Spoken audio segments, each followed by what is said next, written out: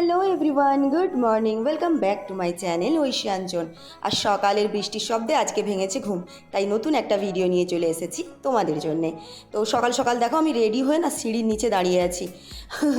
তোমরা সকলেই জানো যে আমি একটুখানি এখন অসুস্থ, মানে ব্যাক পেনের জন্য রয়েছি বাড়িতে। তাই ছুটির দিনে ভাবলাম কি করব, যে একটুখানি কোথাও ঘুরে আসি। তাই ডেকে নিয়েছিলাম সোনামণিকে, কারণ একটু অসুস্থ রয়েছি আর কাজকর্মেরও করতে কষ্ট, তাই জন্য ভাবলাম সোনামণি দুদিন থাকলে একটু ভালো হয়।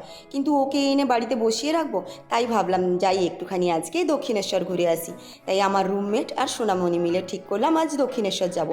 সেই জন্য সকাল সকাল হয়ে পড়েছি রেডি, কিন্তু বাকিরা এখনও রেডি হয়ে নিচে নামছে না, তাই বিরক্ত হয়ে চলে এলাম বাইরে। কি করতে সময় লাগে রে ওদের এত? এই যে চলে এসেছে সকলে রেডি হয়ে, সবাই খুব সুন্দর করে সেজে নিয়েছে। অ্যাকচুয়ালি আমরা সবাই মিলে এই প্রথম যাচ্ছি দক্ষিণেশ্বর, মানে আমি আগেও গেছি, কিন্তু রিনাদের সঙ্গে এই যাচ্ছি প্রথম। দেখছো সকাল থেকে বৃষ্টি হয়ে আকাশের কি অবস্থা, আর রাস্তাঘাটেরও কি অবস্থা, চারিদিকে কাদায় ভর্তি। শ্যুটা পরেছি, ভয় হচ্ছে যে যদি শ্যুটা বৃষ্টিতে আবার ভিজে যায় তাহলে আসার সময় কি করব।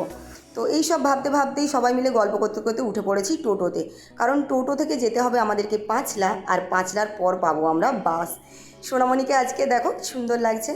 সোনামণিকে না আগে আমি প্রায় 2-3 দিন আগে ডেকে নিয়েছি, তারপরে ভাবলাম 2-3 দিনও ঘরেই বসে আছে, কি করবো সবাই মিলে। তাই আজকে ওদের আছে উইকেন্ড, কিন্তু আমার তো অলরেডি 4-5 দিনের ছুটি, মানে অসুস্থতার জন্য আমি লিভ নিয়েছি। তাই ভাবলাম যে ঘুরে আসি। ওরাও মানে রিনা বলেছিল ওর নাকি একটা মানত রয়েছে, ও যাবে। তো ভাবলাম যে ও একা যাবে কেন, সোনামণি রয়েছে, আমরা রয়েছি, আমরাও ঘুরে আসি, তাই না? সবাই মিলে একটা উইকেন্ডের ভালোভাবে ঘোরাও হবে, আর একটুখানি ঠাকুর দর্শনও হবে। এই যে কথা বলতে বলতে বাসে চলে এসেছি দক্ষিণেশ্বর মন্দির। ওই দেখো দূরে দেখা যাচ্ছে মন্দির। সবাই মিলে চলে এসেছি, মানে পৌঁছে গেছি আর কি। বাস থেকে নেমে এই যে সাবওয়ে ঠিক না, মানে এটা নতুন একটা না কি হয়েছে, মানে ব্রিজ টাইপের।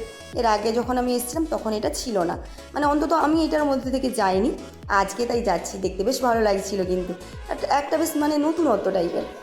গল্প করতে করতে সবাই মিলে চলে এলাম মন্দিরের একদম সামনে। সত্যি কথা বলতে এত সুন্দর বাতাস দিচ্ছিল না, মানে আমাদের ওখানটার কাছে দাঁড়াতেও ভালো লাগছিল। প্রচুর ভিড় দেখো তোমরা। আজকে না কোনো রকম মানে বার ব্রত নেই, মানে সিম্পল আজকে একটা রবিবার, বাট তাও কিন্তু রাস্তাঘাটে ভালো ভিড় ছিল।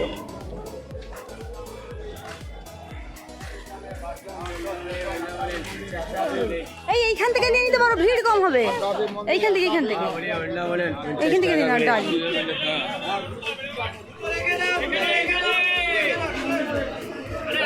যেখানে এখানে আপনাদের জুতো রাখার ব্যবস্থা আছে নাকি? কোথা থেকে লাগবে?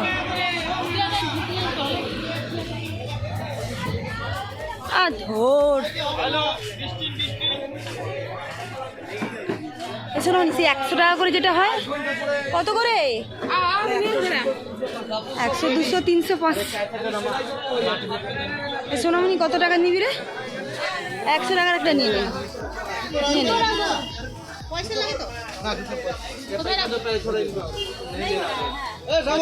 এখানে জুতো খুলে রাখ। अच्छा चलिए ना, आते हैं ना तो देते हैं।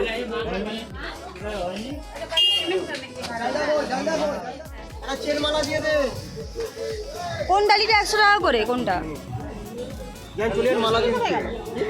ওই 100 টাকার মধ্যেই সব তো বলি, এই 100 টাকার মধ্যেই সমস্ত কিছু তো? মিষ্টি, আলতা, শিবির, পদ্মফুল, ঢাকা, টিকের পাতা। আচ্ছা, সব ভেতরে আছে। আমি ভালো আছে, মিষ্টি আছে। ওখানে চুলের মালা দিবি, যেখানে মালা দিবে নিয়ে নে। কোথায় বাড়ি?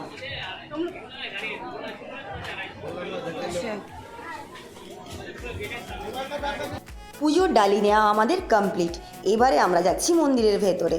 সত্যি কথা বলতে আমি আগের বারে যখন এসেছিলাম না, ভেতরে যেখানে প্রসাদ নেওয়ার জায়গা রয়েছে সেখানেই নিচ্ছিলাম, কিন্তু এবারে ভাবলাম যে না, ওখানে না ভিড় হয় বেশি, আর এই জায়গাটাতে ভিড় কম, সেই জন্য এখান থেকেই প্রসাদটা নিয়ে নিয়েছি, যাতে আমাদেরকে ভিড়ে বেশিক্ষণ দাঁড়াতে না হয়। সামনে দেখো কত বড় একটা রামকৃষ্ণ পরমহংসদেবের বড় কাট আউট, কি সুন্দর লাগছে না, কত কিছু লেখাও রয়েছে। যাই হোক, পড়ার সময় নেই, একটা এনজয় করতে করতে চলেছি।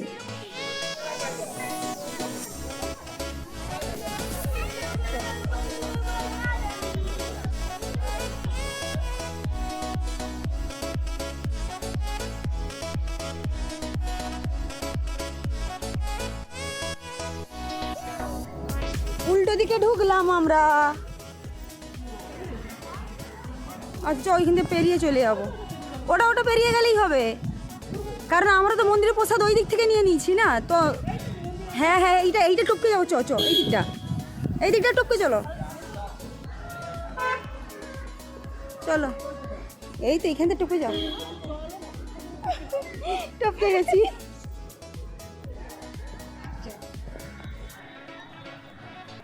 আসুক, ওর কাছে তো রাখবো, ফোন রাখবো তোর কাছে। তুলে নি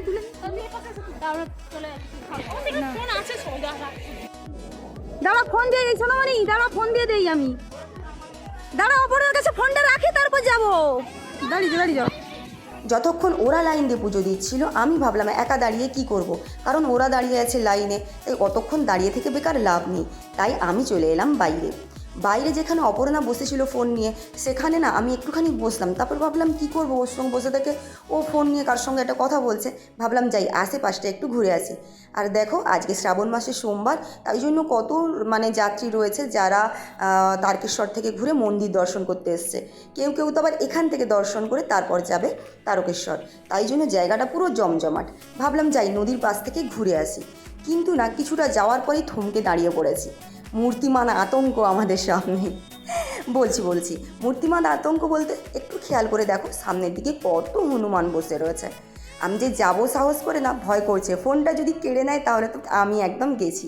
এমনিতেও যে কোনো পশু পাখিকে আমি ভীষণই ভয় পাই, তাই এদিক ওদিক কিছুক্ষণ ঘুরলাম, ভাবলাম এগোবো, তারপরে যে না আর এগিয়ে লাভ নেই, বরং ব্যাক করি আবার পেছন দিকে।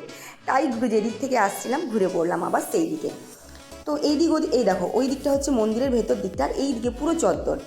আর তারপর ছোটোখাটো ইউটিউবার হলে যা হয় আর কি, ক্যামেরা না পেয়েছি সাথে শুরু করে দিয়েছি আমাদের নতুন করে রিলস বানানো। তো ততক্ষণে পর্যন্ত কিন্তু পুজো দিয়ে আসেনি। আমি প্রথমে ভেবেছিলাম যে না একা বসে কি করব, ওর সঙ্গে একটুখানি রিলস বানাই। তো অপর্ণার সঙ্গে রিলস বানাচ্ছিলাম, যথারীতি ওরা চলে এসেছে পুজো দিয়ে, রিনা আর সুপর্ণা নয় রিনা, ওরা দুজন গেছিলো পুজো দিতে। পুজো দেওয়ার পরে একটুখানি করে আমরা প্রসাদ খেলাম, তারপরে এদিক ওদিক ঘুরে বেরিয়ে পড়লাম এবার বাড়ির উদ্দেশ্যে। আমাদের একটা প্ল্যান হয়েছে যে যেহেতু দুপুরবেলায় আমরা রান্না করে আসিনি, তাই সরাসরি কিন্তু আমরা বাড়ি যাব না, তার আগে আমরা যাব একটা অন্য জায়গায়। দেখতে থাকো ভিডিওটা, তোমাদেরকে একটু পরে বলছি। তো ওখান থেকে বেরিয়ে চলে এসেছি মন্দির থেকে, তারপর আবার যেই জায়গা থেকে এসেছিলাম আমরা সেই জায়গা থেকেই আবার যাচ্ছি, তবে এবারে যাচ্ছি চলন্ত সিঁড়ি থেকে হেঁটে কেন আমি আবার বেকার উল্টো দিক থেকে ঘুরে যেতে যাব। তাই ভাবলাম যে না অটোমেটিক সিঁড়ি দিয়েই আমরা চলে যাই, তাহলে আমরা শর্টকাটে না বাস স্ট্যান্ড পর্যন্ত পৌঁছে যেতে পারবো। তারপর আবার যথারীতি যাওয়া হয় আর কি, সব বন্ধুরা একসঙ্গে মিলে আবার করলাম ফটোশ্যুট।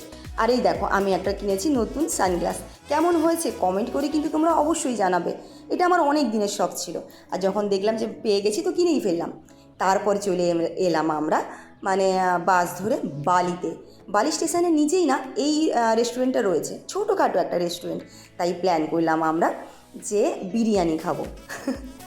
তো আর যেহেতু রান্না করিনি, তাই বিরিয়ানি খাওয়ার প্ল্যান হওয়ার সঙ্গে সঙ্গেই ঢুকে পড়েছি দোকানে। আর শুনেছি এই দোকানটাতে নাকি খুব ভালো আর টেস্টি বিরিয়ানি পাওয়া যায়। তাই আর কি অপেক্ষা না করে প্রত্যেকের জন্য 1 প্লেট করে বিরিয়ানি অর্ডার করলাম। তবে তারপরে কিন্তু আমরা চিকেন চাপও নিয়েছিলাম, যদিও সেটা আমি ক্যামেরাবন্দি করার সময়ই পাইনি।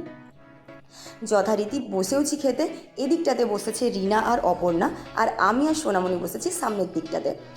সিরিয়াসলি বলছি বিরিয়ানি অনেক জায়গাতেই খেয়েছি, কিন্তু এখানকার বিরিয়ানির স্বাদই আলাদা। রিনা কিন্তু যতবারই এদিকে আসে সবসময় এখানকার বিরিয়ানি নিয়ে যায়, আর ও বলেছিল যে চল এই দোকানের বিরিয়ানি খাবো, খেলে কিন্তু আর ভুলতে পারবি না। আর সত্যি বলছি তাই, এমনিতেই আমি বিরিয়ানি লাভার। আমার অনেকগুলো শর্টে তোমরা শর্টসে দেখেছো যে আমি বিরিয়ানির অনেক কিছু পোস্ট দিই, তো যথারীতি বসে গেছি। যাই হোক খাওয়া দাওয়া কমপ্লিট করে চলে এলাম বালি ব্রিজের ওপরে, যেটা বাস স্ট্যান্ড। তো আমরা আবার যাব পাঁচলা, এখান থেকে 79 যায়, যেটা সরাসরি পাঁচলা যায়। যেমন আসার সময়তেও আমরা 79 ধরেছিলাম, তখনও এসেছিলাম সরাসরি একদম দক্ষিণেশ্বরে। আবার সেই বাস ধরে চলে যাচ্ছি আবার আমরা পাঁচলা। এবারে কিন্তু আকাশের অবস্থা খুবই খারাপ, কারণ আমাদেরকে ফিরতে হবে বাড়ি, আর বাসও পেয়ে গেছি। দেখো সবাই পুরো ক্লান্ত হয়ে গেছি, সারাদিন ঘুরেছি, এদিক ওদিক খেয়েওছি ঘুরেছি, যার জন্য প্রত্যেকের মুখে ক্লান্তির ছাপ। তো এইভাবেই আজকে সারাটা দিন কাটালাম, সুন্দর করে মন্দির দর্শন করলাম, পুজো দিলাম, রিলস বানালাম, ভালো করে খাওয়া দাওয়া করলাম, এই রকম করে সারা দিন কাটলো। সাথে কিন্তু কোমরের যন্ত্রণাটার কথাও ভুলিনি, ওষুধও খেয়েছি। তো চলো ভিডিওটা আজকে এখানেই এন্ড করছি, দেখা হবে পরবর্তী ভিডিওতে, টাটা।